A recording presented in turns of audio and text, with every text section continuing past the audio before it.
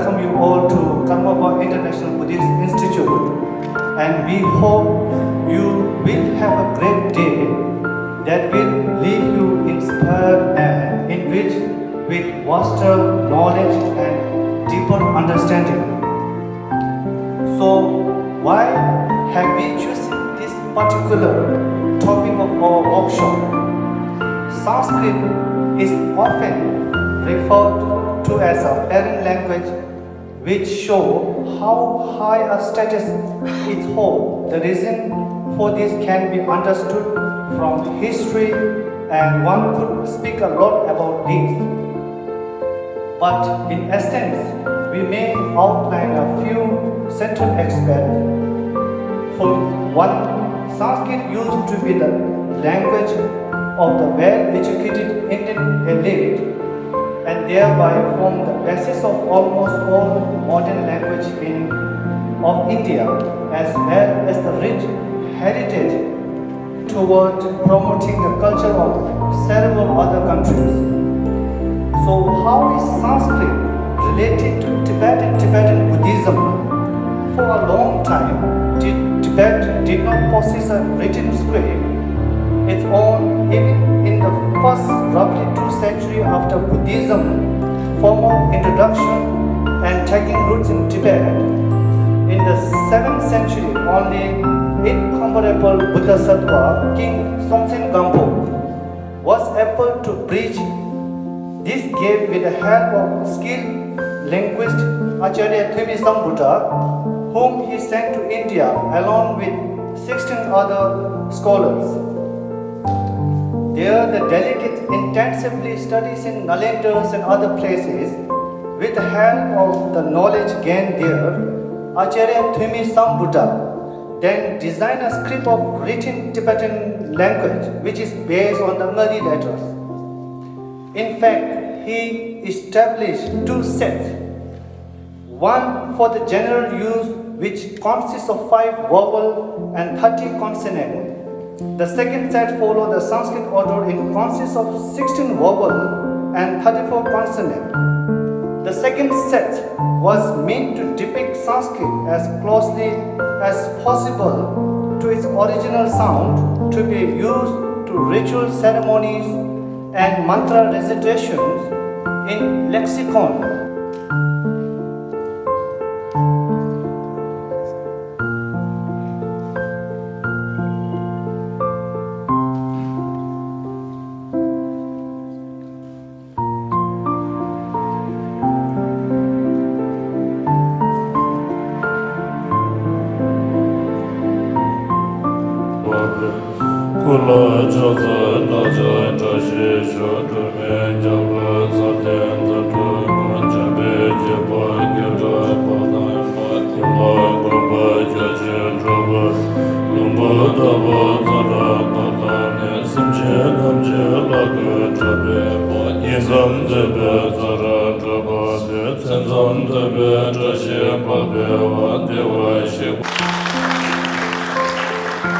We would like to extend a hearty welcome to Khal, especially just because of our workshop in Delhi here. He came all the way from Ladakh yesterday, right? And we are very thankful that he has graciously accepted our invitation to raise the inaugural session today. So thank you so much. And of course, we are still waiting for our guest of honor, who is the central coordinator of BJP in Delhi. We are still waiting for him, who is also the guest of honor of the event. And then of course, the person behind this workshop, the person who has conceptualized this 2-day workshop in collaboration with JNU Department of Sanskrit and Indian Studies and Karmapa the Buddhist Institute. And he is none other than our Professor Upendra Rao Sahib. We welcome you. And on the dais, we also have the General Secretary, Most Venerable Karma Ishe Jungnela, for being with us here today. And today we are here joined by our most venerable Sanghas. Okay? And initially, the land where we are standing today, it was donated by Government of India. Of course, you have gone through the slide this morning. And we are very grateful, of course, because whenever we discuss about literature, whenever we discuss about our tradition, our literature, our religion, we always refer India as a guru in terms of many things. Not just because our literature was from Nalanda, but there are so many other reasons. And for example, this land itself, where we are here today, we are discussing about something very important topic, that's about the literature in the Tibetan Sanskrit literature, the Buddhist Sanskrit literature. And this is also due to this Kamapa International Buddhist Institution where we are today, right? And then of course, the Kamapa International Buddhist Institution has been running courses, on different subjects, on different disciplines. And we are, for the first time, that we are having this collaboration with Jawaharlal Nehru University, especially the Department of Sanskrit and Indian Studies. And I believe that we will definitely have a very fruitful interaction. And of course, this is a very simple attempt this year to have invited you all together. And we are very hopeful that we will have a very memorable experience from this one-day workshop on the perspectives of Buddhist Sanskrit literature in India and Tibet. So when we discuss about these perspectives of Buddhist Sanskrit literature, as I said, that our literature is deeply rooted here in India, right? Now, what are the reasons for that, and what are the historical importance of that literature, and whether we really need to preserve that literature or not, and how this Buddhist Sanskrit literature has been a contributing factor not only for the nation, not only for the society, but for the overall development of individual. Whether you are as a researcher, whether you are a student, whether you are a scholar or professor, whatever.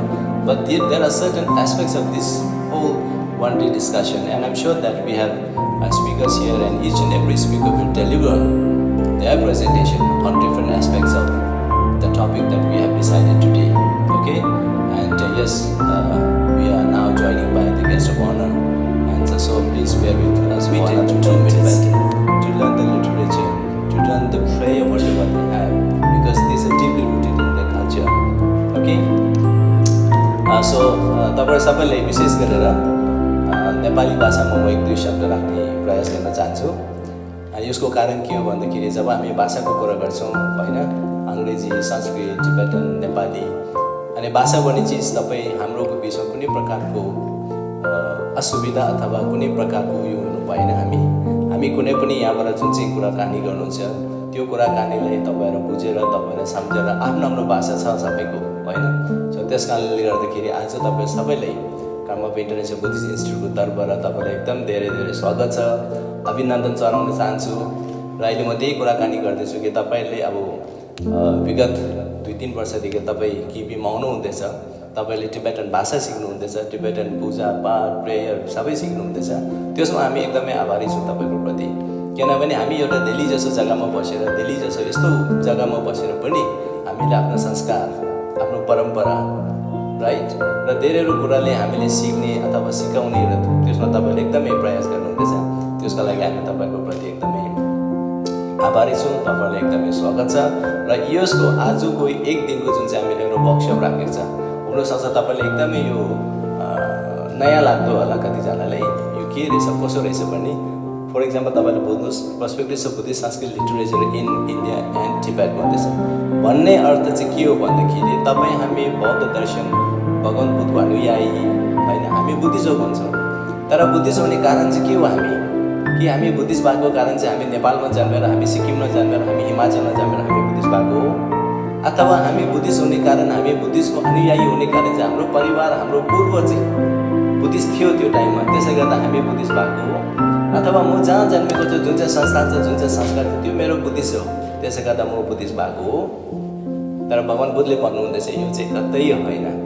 तपाई आजको दिनमा भगवान बुद्धको धर्म, भगवान बुद्धको शास्त्र, भगवान बुद्धको दर्शनलाई यदि तपाईले अध्ययन गर्नुहुँदैछ भने त्यसको पछाडिको कारण के हो भन्दाखेरि तपाईले यो जुन चाहिँ यो लिटरेचर जुन चाहिँ भन्छ नि, बौद्ध संस्कृत साहित्यले तपाईले बुझ्नु पर्नेछ, बौद्ध संस्कृत साहित्यले तपाईले सम्झिनु पर्नेछ, बौद्ध संस्कृत साहित्यले तपाईले चिन्तन गर्नु पर्नेछ।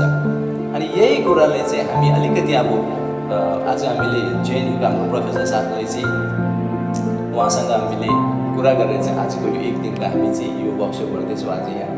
अनि यस विषयमा अब यो साहित्य कहाँबाट आएको, यो साहित्य हुँदा के हुन्छ, नहुँदाखेरि के हुने रहेछ, तिब्बतमा कस्तो कस्तो प्रकारको साहित्य थियो होइन। अहिले हाम्रो यसमै पछाडि जुन चाहिँ हाम्रो पुस्तकहरू राख्नु भएको छ गुम्बा मन्दिरतिर, त्यसको पछाडिको कारण के हो, त्यसमा के चाहिँ लेखेको छ त?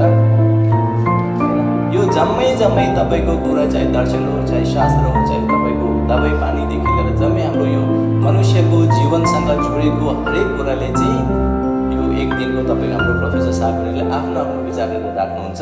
त्यसले गर्दा मलाई लाग्छ कि यो विषयमा तपाईँले अझै धेरै जानकारी प्राप्त हुनेछ र यो आजको एक दिनमा तपाईँहरू आउनुभयो, यसरी बसिदिनु भयो, सुन्नुहोस् तपाईँले यो साहित्य चाहिँ के रहेछ। हुनसक्छ यो साहित्य कहीँ न कहीँ तपाईँको जीवनमा कहीँ न कहीँ तपाईँको दर्शनमा कहीँ न कहीँ तपाईँको सोच विचारमा केही परिवर्तन ल्याउने हो कि। किनभने भगवान बुद्धले त्यही भन्नुभएको छ नि, म जुन चाहिँ तपाईँले भन्दैछु, जुन चाहिँ मैले दिएको छ तपाईँले, त्यो चाहिँ तपाईँले यो भगवान बुद्धको कथन हो, उहाँले देखाउनु भएको भन्दैन, त्यसको पछाडि नलाग्नुहोस्। तपाईँ विचार गर्नुहोस्, सोच्नुहोस्, सम्झिनुहोस् के रहेछ यस्तो, यो गर्दाखेरि हामीले के फाइदा हुनेछ, नगर्दा हामीले के नोक्सान हुनेछ हो। यस्तै कुरा चाहिँ हाम्रो सरले आज तपाईँहरूको समक्ष राख्नेवाला छ। तपाईँले सुनिदिनुहोस् यस विषयमा।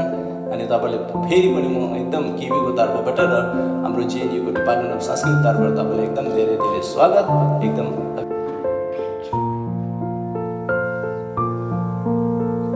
ये धर्माः हेतुप्रभवाः हेतुं तेषां तथागतो ह्यवदत् तेषां च यो निरोधो एवं वादी महाश्रमणः।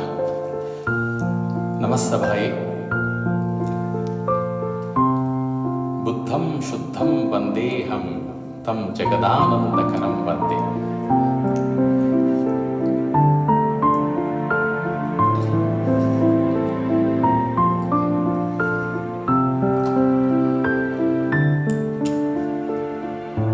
Respected dignitaries and the dais, today is our chief guest, Sri JNU, President of Ladakh Buddhist Association.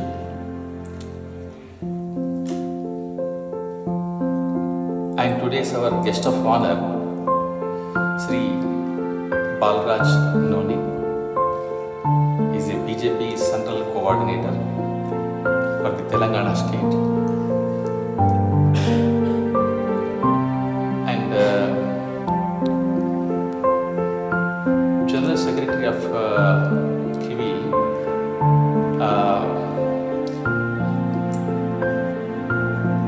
Skarma, Lama Skarma, Venerable Lama Skarma. And today's just now who delivered the welcome address, Dr. Sevan Gyatso Bhutia. He was the principal here earlier, but now he is HOD of in Sikkim.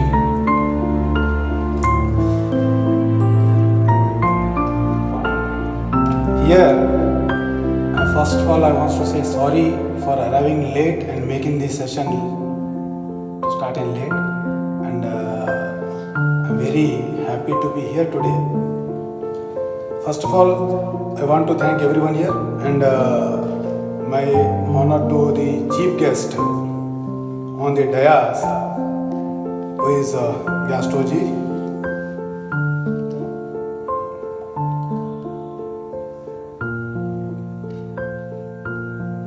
Little bit the names will be also different, so Durjeji, the chief guest, and my friend Upendra ji, and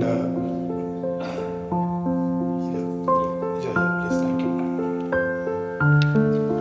Skarma ji, Upendra ji, Gyasto ji, and Randan ji, and the distinguished guest. And I don't know everyone's names, so always I say one thing: to take your name, and for every name I pronounce.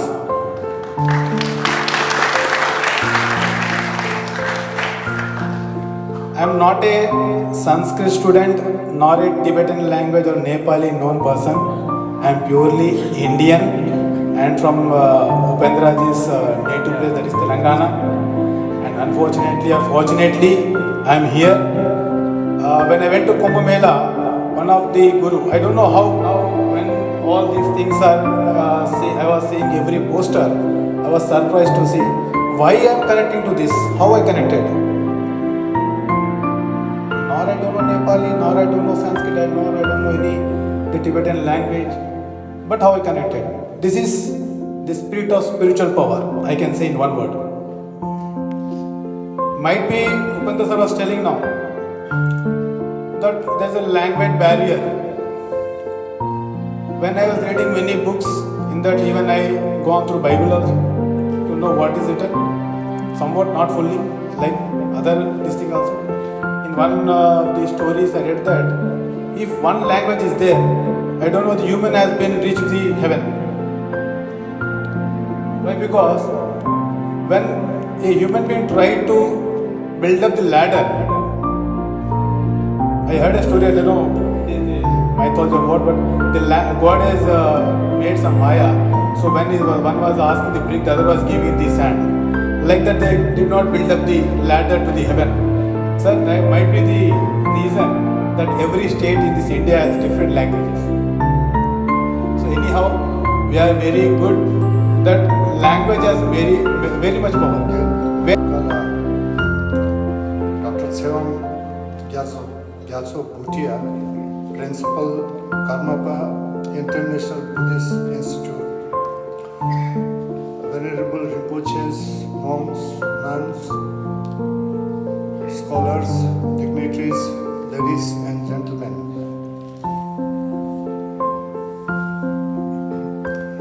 To be on the safe side, I'll straight away read from my prepared speech. Today, as a Buddhist, I am deeply moved by history and its relevance to the present. The past is not merely a collection of events that have faded into memory, but a living force that continues to shape our collective consciousness. Sanskrit, a language that has played a pivotal role in shaping the religious, philosophical, and literary traditions of the subcontinent, holds an invaluable repository of knowledge. It is revered not only for its richness and expressive depth, but also for the originality and authenticity of its content. The enduring presence of Sanskrit in religious discourse reflects its profound influence on generations of thinkers, scholars, and spiritual seekers. The wealth of Buddhist Sanskrit literature is a testament to the intellectual and spiritual vibrancy of ancient India. Many of the greatest Buddhist texts, from the Prajnaparamita Sutras to the Avatamsaka Sutras, were composed in Sanskrit and served as the foundation for Buddhist philosophy across Asia.